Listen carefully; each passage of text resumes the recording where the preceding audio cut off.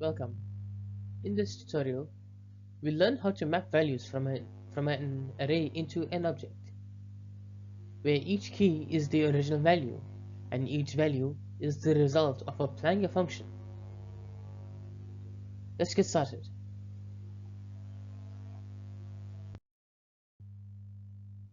Our goal is to take an array, process its values with a function, and return an object where the original array elements become keys, and the computed values become their corresponding values.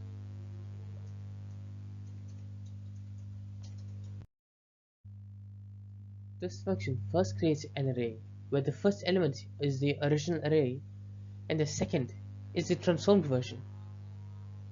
Then, using reduce, we construct an object where each key is from the original array, and each value is computed using the function.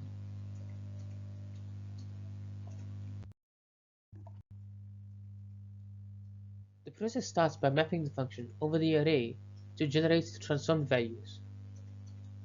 Then, using reduce, we create an object where each key is from the original array and each value is its computed counterpart.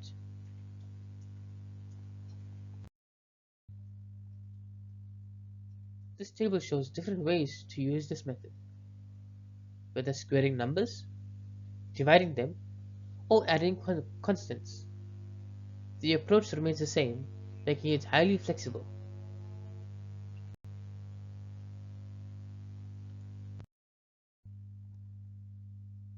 This technique is widely applicable in real-world scenarios, such as dynamically mapping datasets, handling configurations, and indexing values for fast lookup.